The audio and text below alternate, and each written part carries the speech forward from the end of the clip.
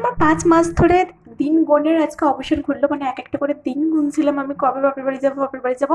মাঝখানে তো এমন হয়েছিল টিকিট নিয়ে ভাবছিলাম যে যাওয়া হবেই না, পুজোর সময় যাবো। তবে হ্যাঁ, বাপের বাড়ি যাওয়ার আনন্দটা তো ভীষণ আছে। তবে এই যে নিজের সংসারটা ছেড়ে যাচ্ছি, মানে 5 মাস ধরে সেটাকে আমি টুকটুক টুকটুক করে নিজের মতো করে গুছিয়ে নিয়েছিলাম, সেজন্য কিন্তু মনটা বড্ড খারাপ করছিল। তবে যাই হোক, অনেক দিন পর বাপের বাড়ি যাচ্ছে, ছুটি আনন্দ করতে হবে।